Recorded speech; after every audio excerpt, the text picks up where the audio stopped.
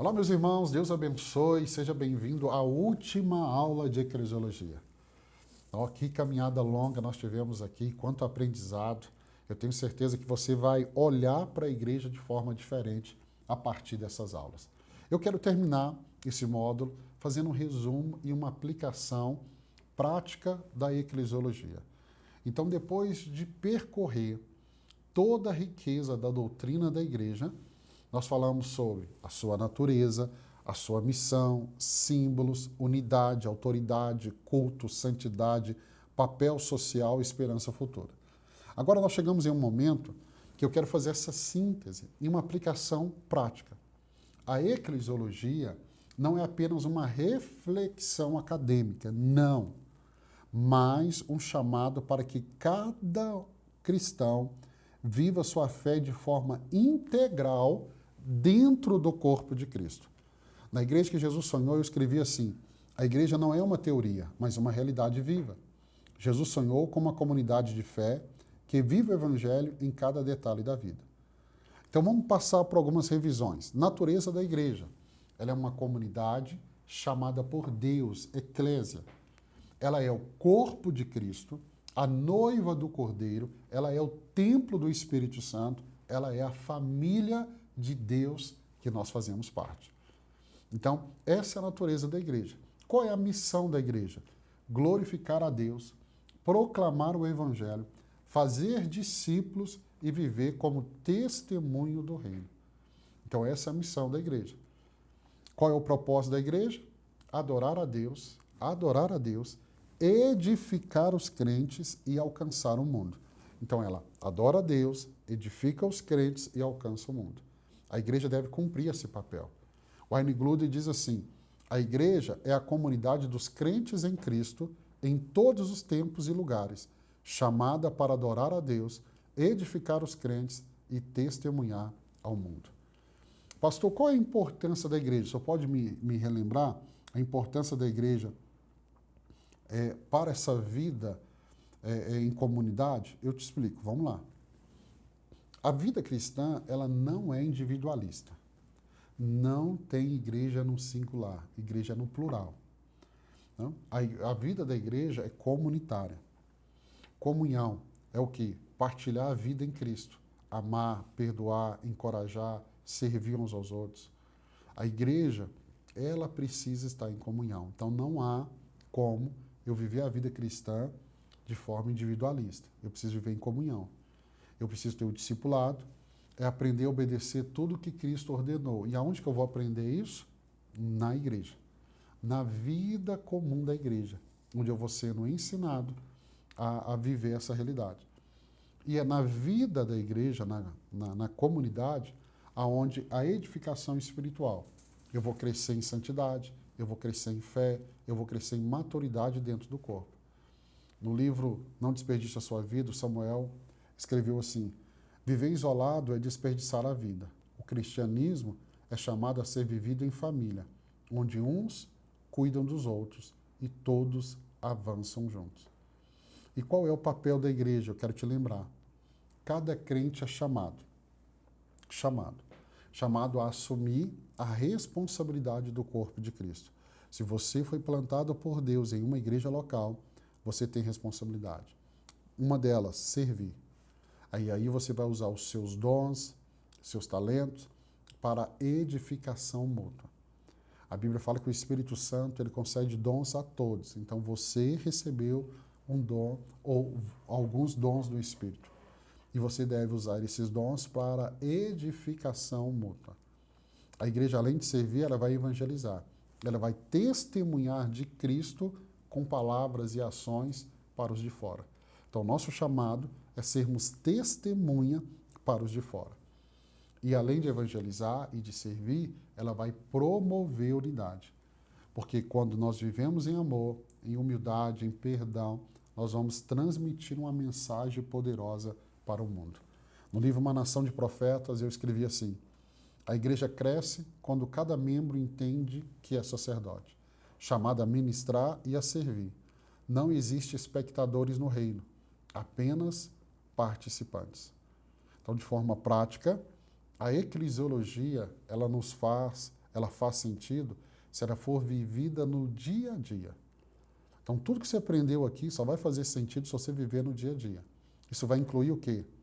Participação fiel nos cultos, participação fiel nos sacramentos, nas ordenanças, batismo, ceia, viver a vida comum do culto. Então eu preciso ser fiel. E quando eu falo participar do culto, eu estou falando não só de vir sentar numa cadeira, eu estou falando de você adorar, ouvir a palavra, de você servir, de você dizimar, de você ser ativo na igreja. Então, é necessária essa participação. E aí, numa igreja, o que eu preciso? Você vai se inserir em um grupo pequeno, em um ministério, né, em um discipulado, aonde você vai ter mais comunhão e ali você vai sendo edificado um pela vida do outro. E aí você precisa ter o quê? Uma vida de oração, uma vida de estudo na palavra, seja pessoal ou seja comunitária. Então, eu já ouço o pastor pregar no domingo. Ok, continue ouvindo, mas continue também estudando. Continue buscando esse conhecimento. E aí eu pergunto para você, a minha vida diária, a sua vida diária, reflete os valores da igreja que Jesus sonhou? Agora que você já passou por todas essas aulas e entende com tanta clareza o que é a igreja, e aí eu quero te falar com você, existe um impacto na comunidade. Uma igreja que é fiel ao evangelho, ela vai gerar transformação ao seu redor. Ela gera transformação social, porque ela vai socorrer os necessitados, ela vai promover justiça, ela vai promover misericórdia. E o que o mundo precisa é de igrejas que sejam fiel ao evangelho. Elas sejam igreja. Igreja dentro desse modelo aqui, ó, bíblico, que nós passamos aqui. A igreja, ela vai gerar um impacto não só social, ela vai gerar um impacto espiritual. Por quê? Porque ela vai proclamar Cristo como a única esperança. Ele é o único caminho, não há outro. Ele é o único mediador entre Deus e os homens. Não existe uma outra opção, é apenas Cristo. E nós carregamos essa mensagem, nós temos que proclamá-la.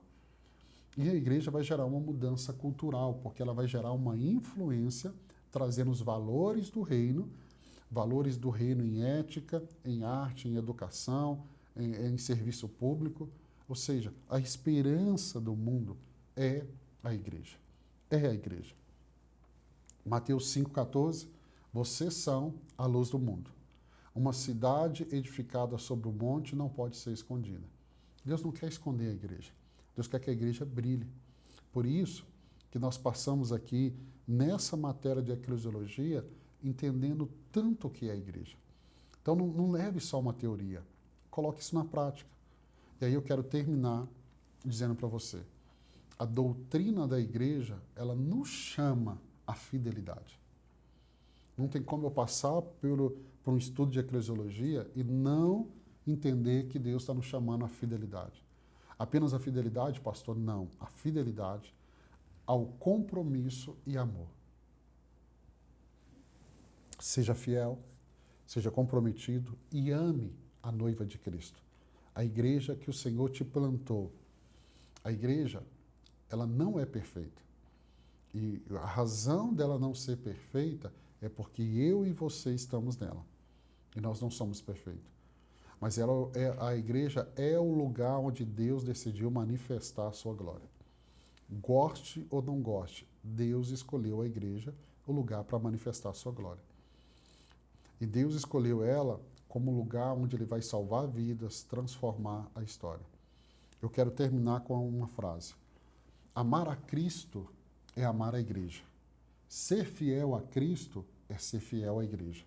Somos chamados a viver como corpo unido, noiva santa e família de Deus, até o dia que veremos a nova criação consumada em Cristo Jesus. Eu quero repetir essa frase porque ela ficou muito forte.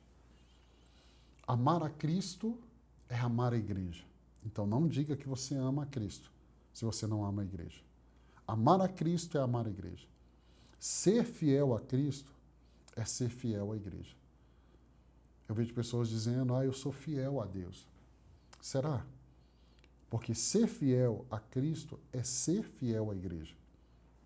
Nós, todos nós, que nascemos de novo, que entregamos a vida para Jesus, nós fomos chamados a viver como corpo unido, porque a igreja é um corpo. Noiva santa, porque ela é santa.